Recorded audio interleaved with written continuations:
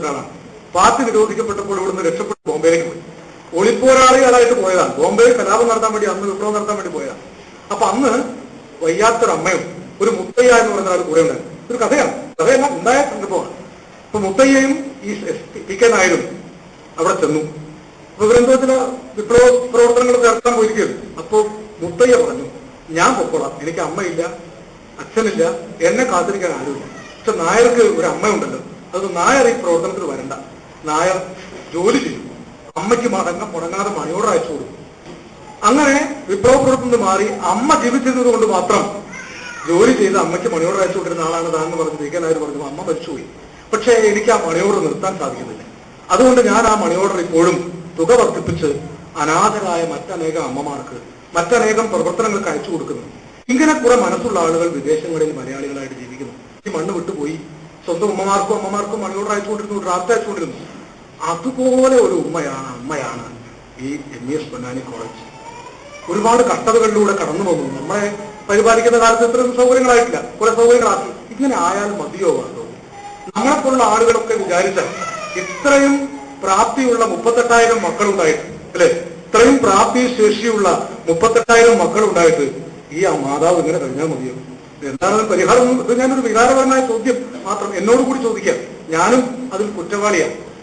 നമുക്ക് ചെയ്യാൻ സാധിക്കുന്നത് പലതും ഉണ്ടായിരുന്നു.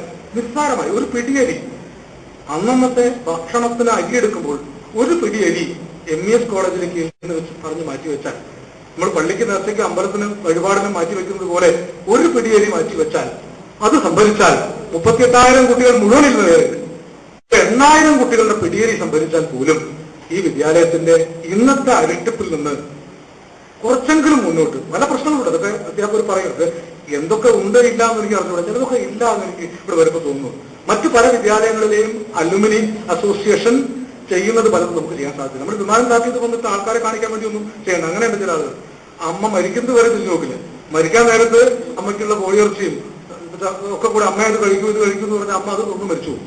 അങ്ങനെ വേണ്ട, അങ്ങനെ നമ്മളെല്ലാം കൂടി അവസാനം സ്നേഹിച്ചു കൊല്ലണ്ട. പക്ഷേ കുറച്ചൊക്കെ നമുക്ക് ഈ സ്ഥാപനത്തെ സ്നേഹിക്കാൻ സാധിക്കണം. അലുമിനി മീറ്റിംഗിൽ മാത്രം ഒന്ന് ഞാൻ പറയുന്ന വാക്കുകളും ആയിട്ട് അങ്ങനെ അവസാനിച്ചു പോകരുത്. ഞാനും എന്നോട് തന്നെ പറയുക, എനിക്കും ചില ഉത്തരവാദിത്തങ്ങളുണ്ട് എന്ന് തോന്നുന്നു. അതിൽ ഉത്തരവാദിത്തം നമുക്ക് പങ്കുവെക്കാം.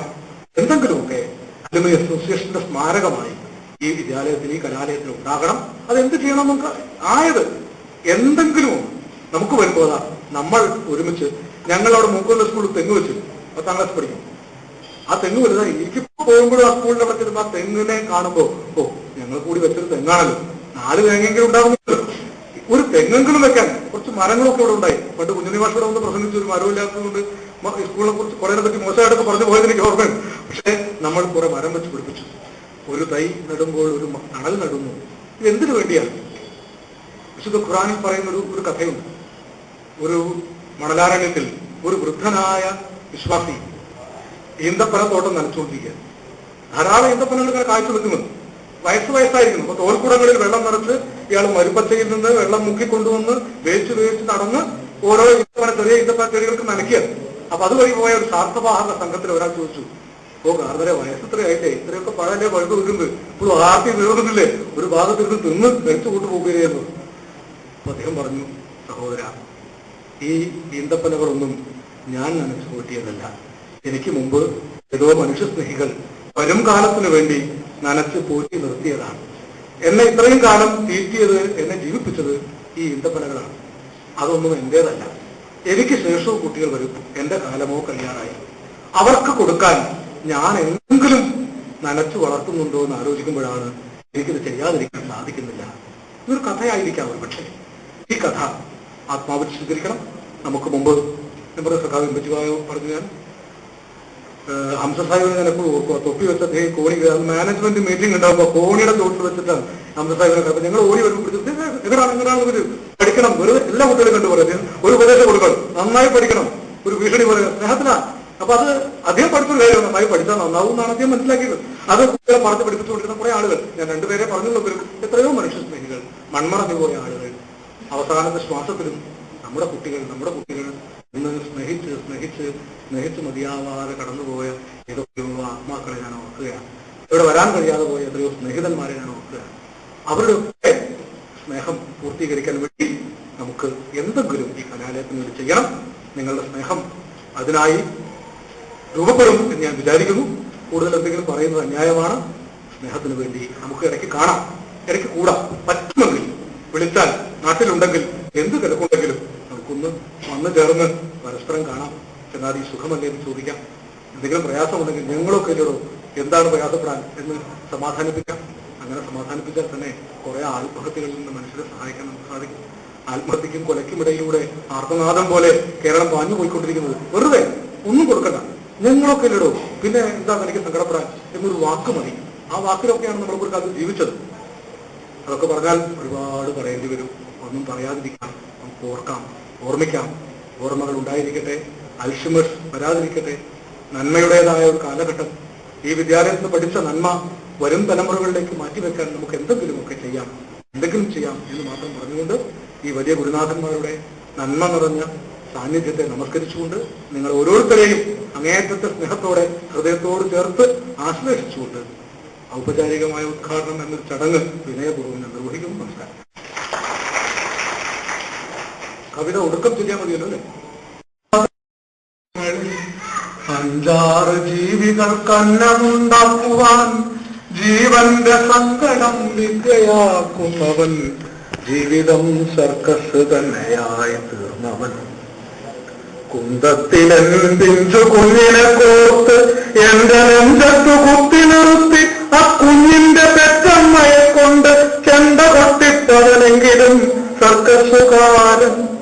ഈ വായുവിന്റെ കണ്ണീര് കൊള്ളുന്ന പാതയോരങ്ങളിൽ 5-6 ജീവികൾക്കന്നമുണ്ടാക്കുവാൻ ജീവന്റെ സങ്കടം വിദ്യയാക്കുന്നവൻ, ജീവിതം സർക്കസ് തന്നെയായി തീർന്നവൻ. ഇത്തരം വേഷങ്ങൾ എത്രയോ കണ്ടവർ എത്തി നോക്കുന്നു വലിയേറെ കൗതുകം. വിസ്മയിപ്പിക്കുവാനൊന്നുമില്ലാത്ത ഈ പട്ടിണിക്കോലങ്ങൾ ആടുന്ന നാടകം. ശൂന്യമൻ തോർത്തുകൊണ്ടിപ്പോഴും ഒട്ടേറെ നേരം ഈ വേലകൾ കാട്ടി ഞാനെങ്കിലും കണ്ടേ മടുത്തവയെന്ന് മുഖം കോട്ടി നിങ്ങൾ തലവലിക്കുന്നു പതുക്കവേ. നിങ്ങൾ ഈ ചെണ്ട ചിലമ്പുന്ന നാദത്തിൽ വിങ്ങുന്ന തേങ്ങലിൻ കഥയറിയാത്തവർ, കുന്തത്തിൽ കോർത്തൊരീ കുഞ്ഞിൻ വയറ്റിലെ കത്തും വിശപ്പിന്റെ വിളിയറിയാത്തവർ, നിങ്ങൾ ഈ ചെണ്ട ചിലമ്പുന്ന നാദത്തിൽ മുങ്ങുന്ന തേങ്ങലിൻ കഥയറിയാത്തവർ, കുന്തത്തിൽ കോർത്തൊരീ കുഞ്ഞിൻ വയറ്റിലെ കത്തും വിശപ്പിന്റെ വിളിയറിയാത്തവർ, എങ്കിലീ അവസാന വിദ്യയും കാണുവിൻ. കണ്ടാൽ മറക്കാത്ത സർക്കസ് നാടകം. ഇക്കാഴ്ചയിടായിലോ ദീനമൻ കുഞ്ഞുങ്ങൾ തൻ മുഖമെങ്കിലും കാണുവിൻ. നോക്കുവിൻ കൂട്ടരെ, ഞാൻ എന്റെ നെഞ്ചത്ത് കത്തിയിറക്കുന്നു, കുത്തിപ്പിളർക്കുന്നു, ചോരയിൽ വീണ കുതിരും ശരീരത്തിരന്ത്യമാം വേല. ഇതത്ഭുതമല്ലയോ? നാട്യപ്രധാനമീ ലോകത്ത് നാട്യവും നേരും തിരിച്ചറിയാതുള്ള മർത്യരെ. നാട്യപ്രധാനമീ ലോകത്ത് നാട്യവും നേരും തിരിച്ചറിയാതുള്ള മർത്യരെ. നീറുമീ നെഞ്ചിന്റെ താളം നിലയ്ക്കുമ്പോൾ തീരുമീ സർക്കസ്, യാത്രയാവുന്നു ഞാൻ. കവിത എഴുതിയിട്ട് 30 കൊല്ലമായെങ്കിലും കഴിഞ്ഞ ആഴ്ചയും ഞാനൊരു തെരുവ് സർക്കസ് കാണാനിടയായി. അപ്പോൾ എനിക്ക് തോന്നിയത് ഈ കവിതയ്ക്ക് എപ്പോഴും പ്രസക്തി ഉണ്ട് എന്നാണ്. ഇവിടെ ആകുമ്പോൾ അതിന് ആ വികാരത്തിന് പ്രസക്തി ഉണ്ട്. നമസ്കാരം.